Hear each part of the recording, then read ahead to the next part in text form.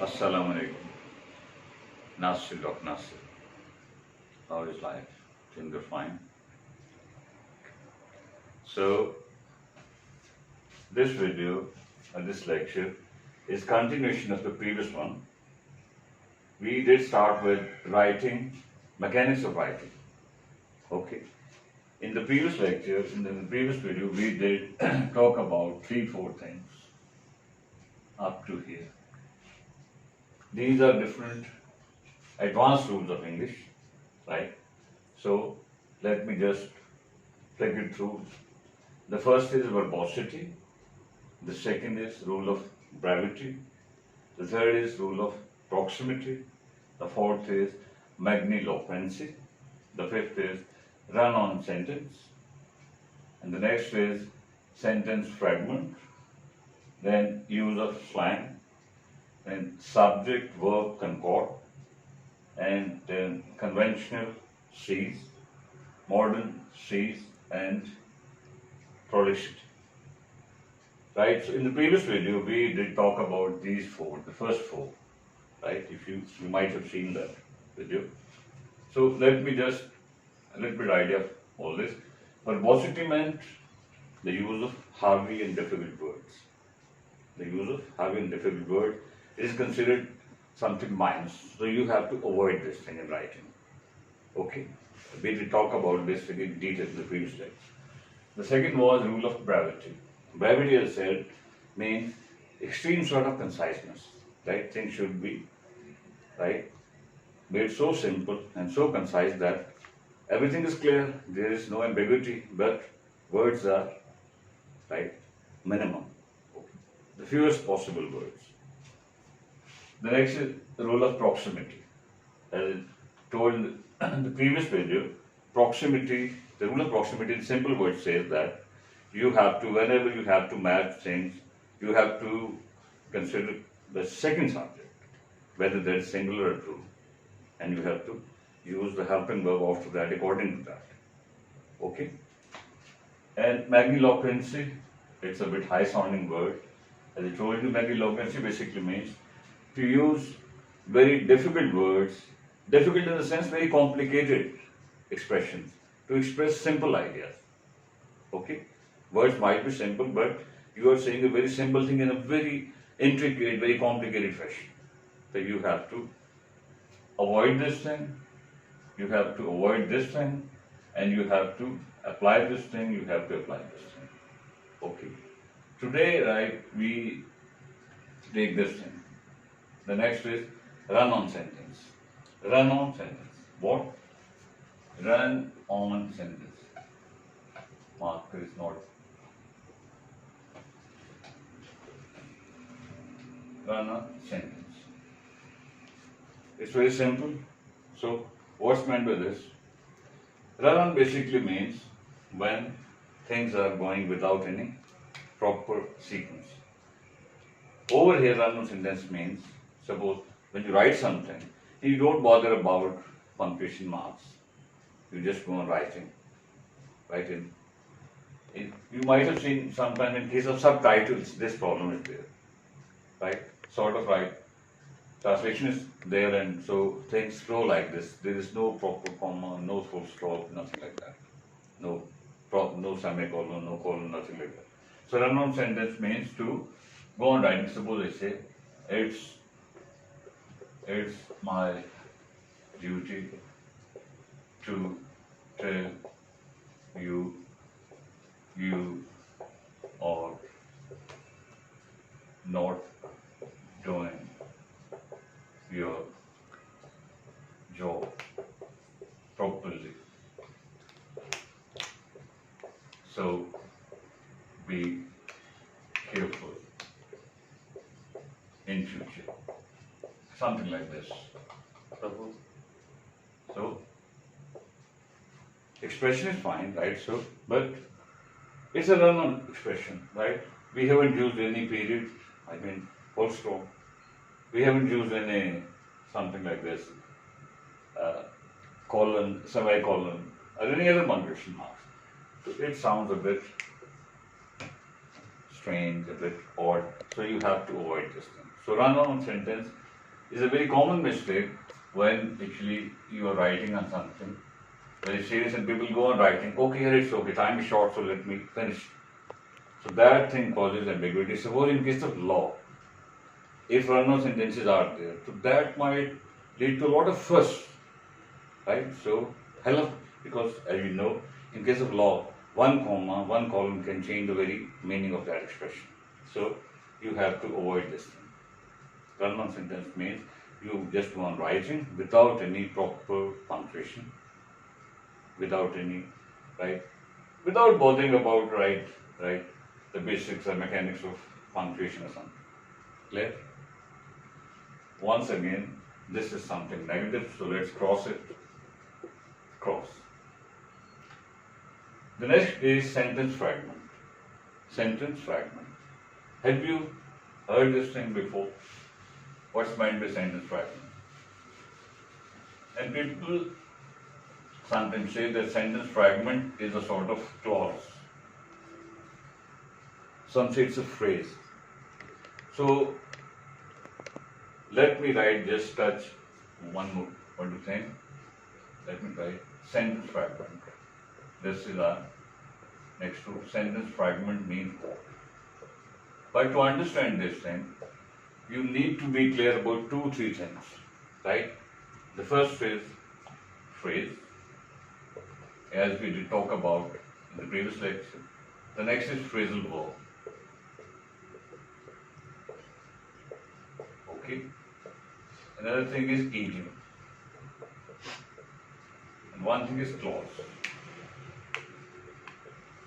So, to understand this concept, you need to be clear about these basic terminologies. What's meant by phrase, what's meant by phrasal verb, what's an idiom, and what's the meaning of clause. Clear?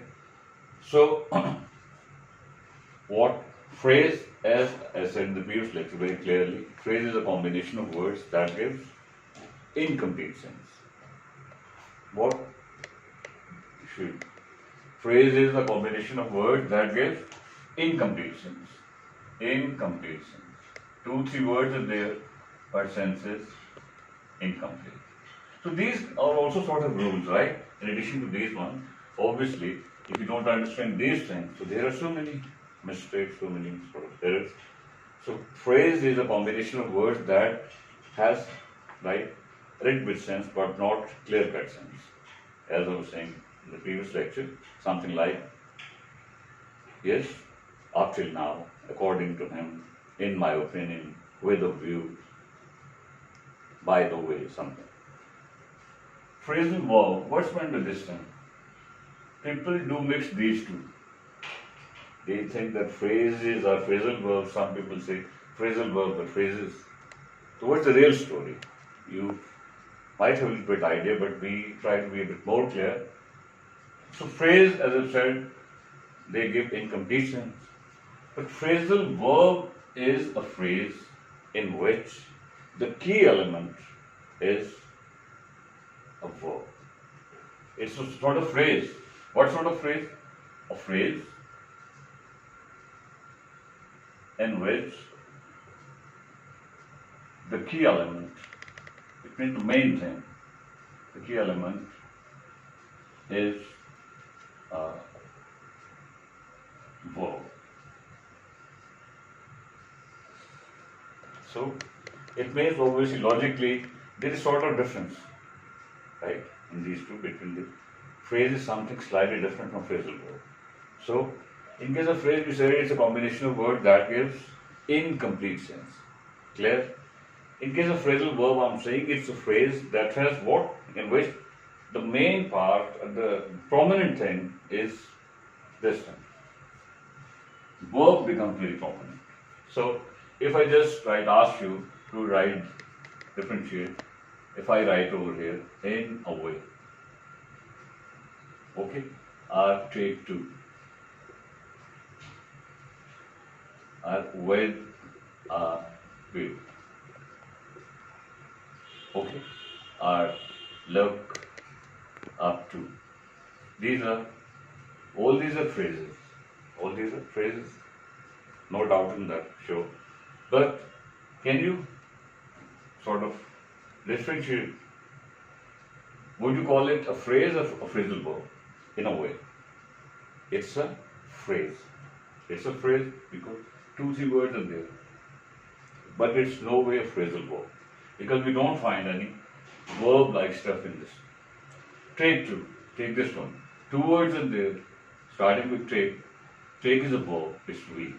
So it means this thing is a phrasal verb. Okay? What about this one? With a view to. Two, three words are there, but do you find any right verb in this expression? No. So this thing is, in a way, is a phrase. It's a phrase. Clear? Take to is a phrasal verb. Phrasal verb. Let's call it PV. With a view to, there is no verb, so it's once again, it's what? It's a phrase. Okay. Clear? PHRSE. And look up to. The main thing, the prominent thing, the conspicuous one is look. So, this, what do you think? It's a phrase or phrasal verb? We would call it a phrasal verb. P, that phrasal verb. Sorry, P, we. Just for the sake of understanding, otherwise we say it's a phrasal verb. Clear? Now the question crops up that then what is the difference? One is technical difference. In case of phrases, there is the main thing is verb.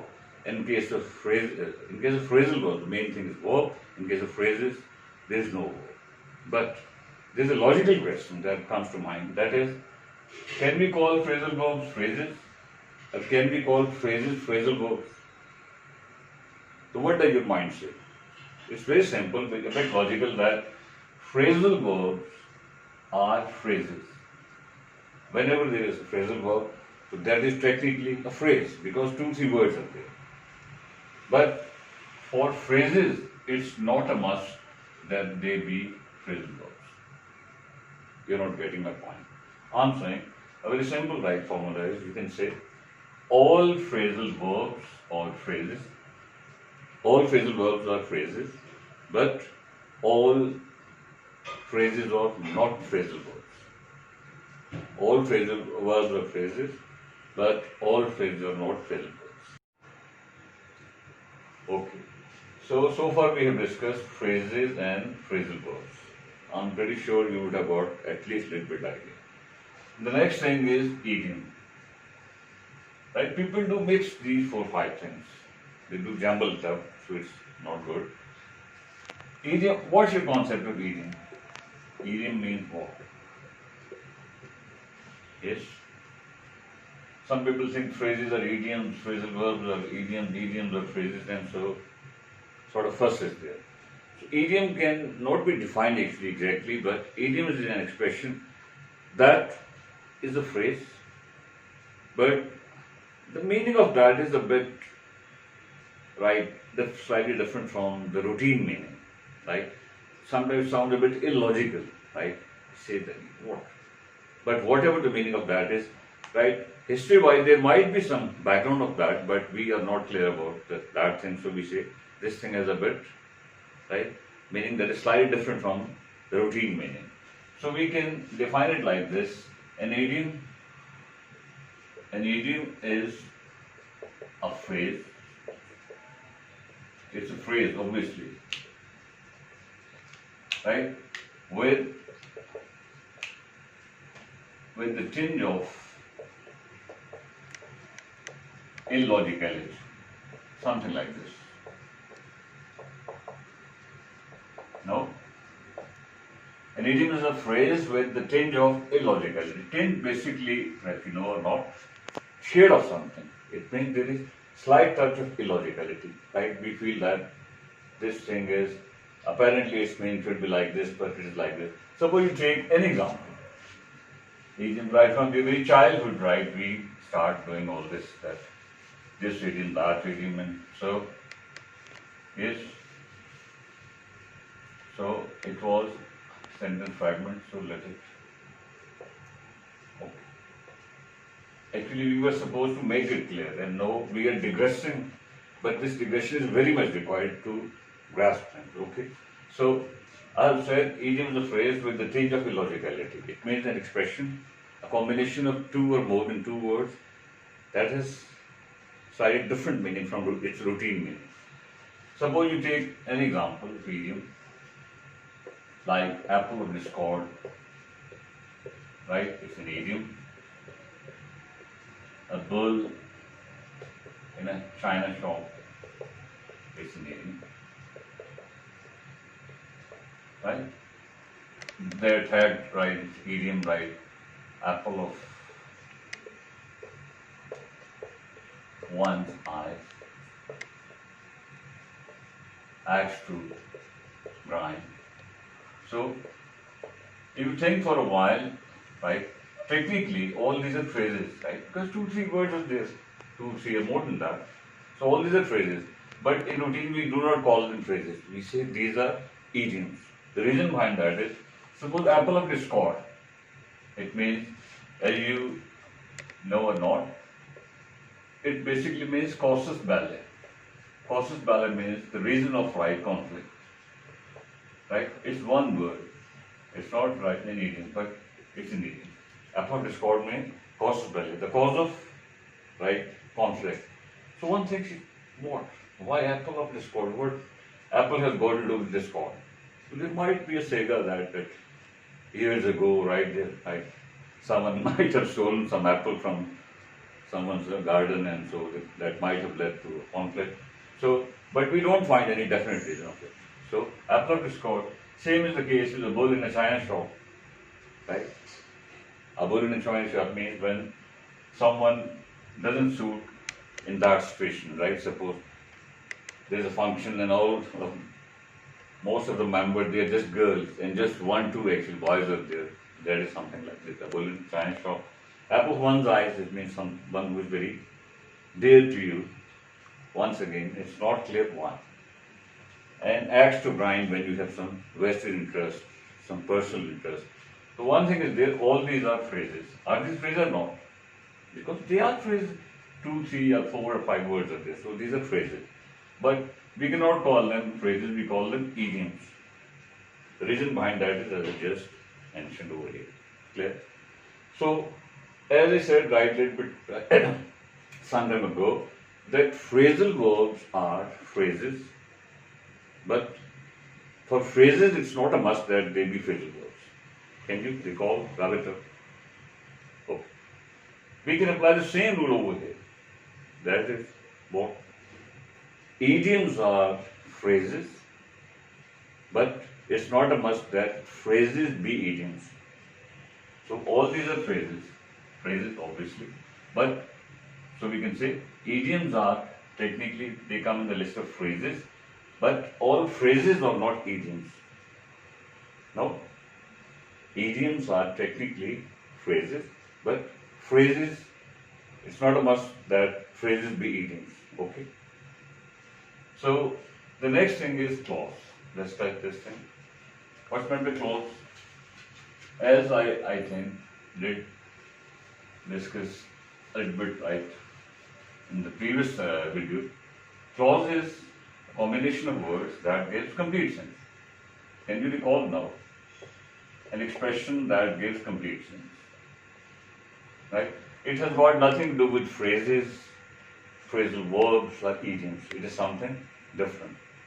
As we were discussing earlier, that clauses are something like simple sentences. Though technically, there is a slight difference.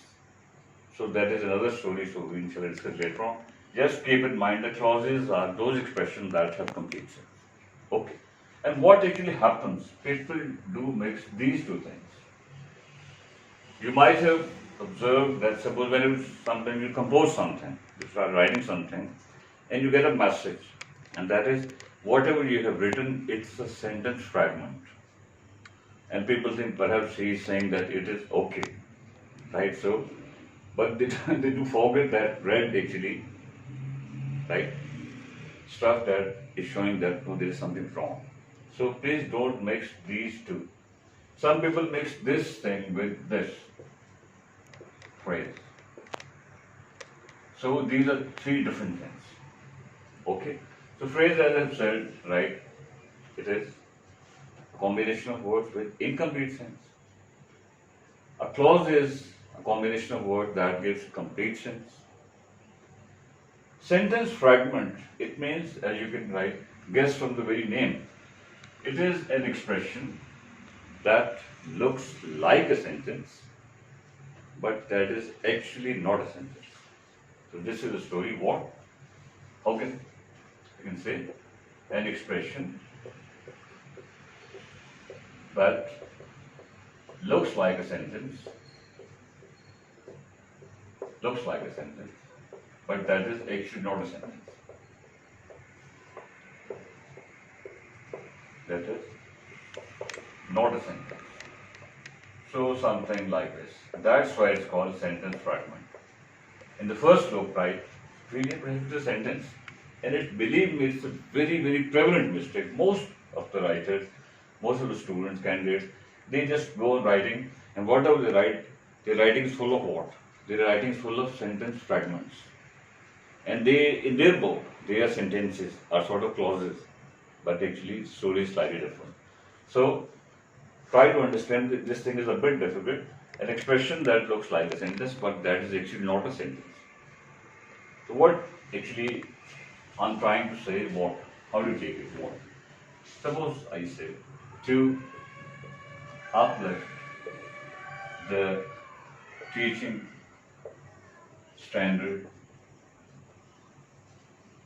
of all the private colleges. Suppose this is an expression. Okay. If I say they go, if I say, right? In my opinion. So please don't mix these two. Topic is a bit difficult, but try to be a bit bold. So, as we have discussed in detail, in my opinion, is a phrase. Clear? Is a phrase. And phrases have different forms. They can be phrasal verbs, they can be idioms, whatever. So, these two, right? They go and they uplift the teaching standard of all the. Apparently, one feels perhaps it is a sentence, but it is perhaps a sort of phrase. But technically, this thing is a clause. The reason is this your subject,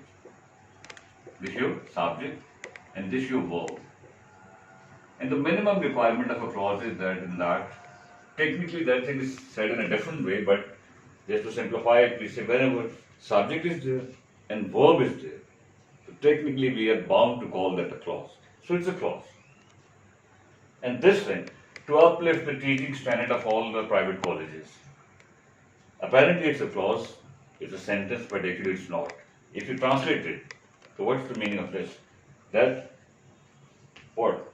Right to you somehow want to write, improve the teaching standard of private colleges. So what? If you want to, the meaning is to enhance to uplift, to improve the teaching standard of all the colleges. So what? One feels that what you want to say something more. Right? So I say, we need effort. We need effort. Something like this. Now it's a complete sentence. To uplift the teaching standard of all the private colleges, we need effort. Now it is given sense. Otherwise, without this thing, it was a sentence fragment. So, sentence fragment means something that looks like a sentence, but actually that is not a sentence. Okay? So, if I say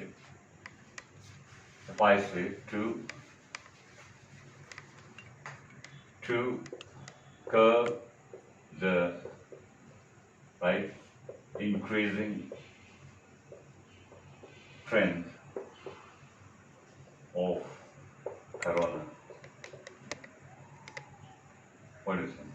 To control or to curb the increasing trend of corona. So what? Is it? What do you think? It's a clause. It's no way a phrase. It is something like phrase, but it's closer to sort of clause, right? So, but if you translate it somehow, to curb the increasing trend of corona, it means if you want to write this control the increasing trend of corona. So it's still not clear what to do if I say the governments are right putting their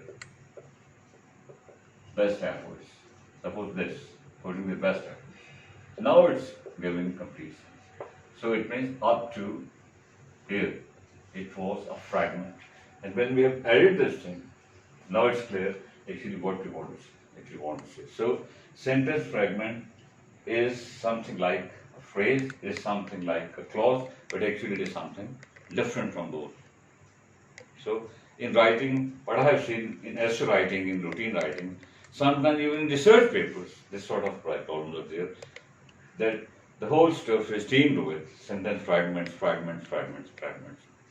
So it means we have, and today actually we have so far discussed what? This thing and this thing. So we had to digress a bit, obviously. I personally, on the basis of my experience, really say that digression is more important than routine topic. Because when you do digress, so you actually want to catch something very important.